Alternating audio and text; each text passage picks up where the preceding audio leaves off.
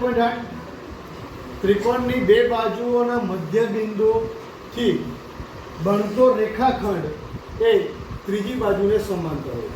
જો અહીં આપણે પ્રમેયને સૌપ્રથમ આપણને કીધું કે ત્રિકોણની બે બાજુઓથી બનતો બે બાજુના મધ્ય બિંદુઓ, તો આપણે ત્રિકોણ ABC, આ ABC ત્રિકોણના અંદર બે મધ્ય બિંદુ દોર્યા, એક અહીંયા E અને અહીંયા F. આને જોડતો આ રેખાખંડ અને આ BC રેખાખંડ, આ બંને રેખાખંડ એકબીજાને સમાંતર હોય તેવું સાબિત કરવું છે. તો સૌપ્રથમ આપણે લખીશું કે ત્રિકોણ ABC માં AB અને AC નું મધ્ય બિંદુ અનુક્રમે E અને F છે. તો મેં ABC ના અંદર E અને F રચી નાખ્યું. સાબિત શું કરવાનું છે કે EF સમાંતર BC છે, એટલે EF સમાંતર BC છે. પ્રમેયના અંદર પક્ષ સાથે આકૃતિ બહાર આપણે સાબિતીમાં જઈએ તો સાબિતીમાં આપણને ખ્યાલ છે કે દરેક વખતે સાબિતીમાં પક્ષને આપણે અહીંયા ઉતારવો પડે. તો ત્રિકોણ ABC માં AB અને AC નું મધ્યબિંદુ અનુક્રમે E અને F છે. જો ABC માં AB નું મધ્યબિંદુ E હોય, આનો મતલબ એવો થશે કે AE અને EB બંને સમાન છે અને AF માં AF અને FC કેવા છે? સમાન છે. તો એ લખી નાખો કે E બરાબર EB, AF બરાબર FC.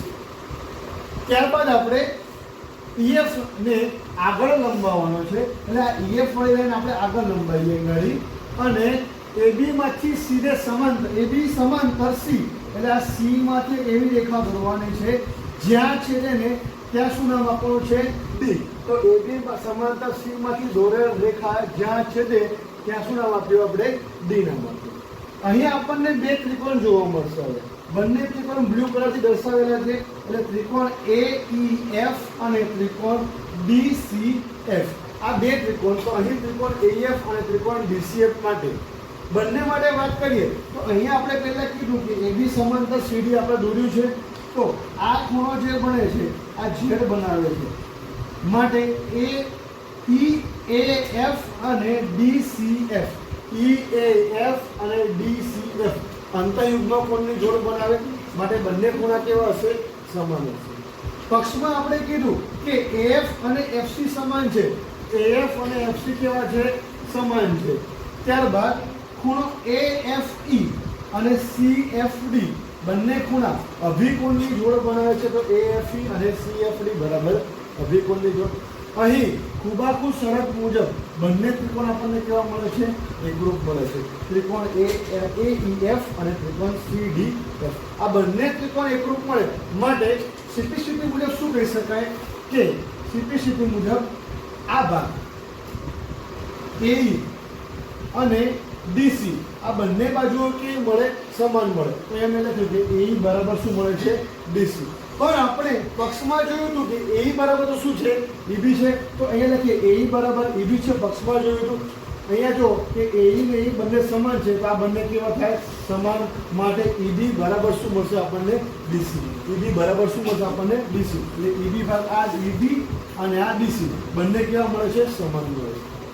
આ બંને સમાન છે. આગળ કીધું આપણે સમાંતર દોર્યો છે, માટે ચતુષ્કોણ EBCD, EBCD આ ચતુષ્કોણ કેવો મળે? તો સમાંતર બાજુ ચતુષ્કોણ મળે છે.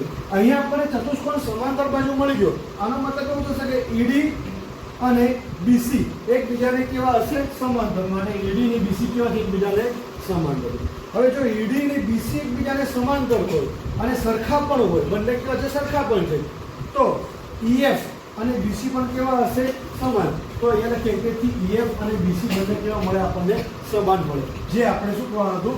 સાબિત કરવાનું હતું. પણ જો તમને પરીક્ષામાં અથવા કોઈ પણ જગ્યાએ એવું પૂછ્યું હોય કે સાબિત કરો કે ED ના અડધા કરો તો EF વાળો ભાગ મળે, આ EF છે, તો એના માટે શું કરવાનું? આ આખો પ્રમેય અહીંયા સુધી તો લખવો જ પડશે. આ આખો પ્રમેય લખાયા બાદ આપણે લખ્યું કે ત્રિકોણ AEF એકરૂપ ત્રિકોણ DCF છે, આ લખ્યું છે એ પ્રમાણે. તો એ મુજબ સીપી પ્રમાણે શું લખાશે? તો EF અને FD બંને કેવા મળે આપણને? સમાન. તો EF અને FD કેવા મળે છે? સમાન મળે છે. હવે EF અને FD સમાન મળે, ત્યારબાદ લખીએ EF વત્તા FD કરો તો શું મળશે આપણને? ED. EF વત્તા FD બરાબર શું મળે છે? ED. હું હવે એફડી ની જગ્યાએ EF લખી નાખું આના ઉપરથી, તો EF વત્તા EF બરાબર ED માટે 2EF બરાબર ED, આ 2 આ બાજુ જતા રહે એટલે EF બરાબર આપણને 1/2 ED મળે, જે આપણે સહી કરવાનું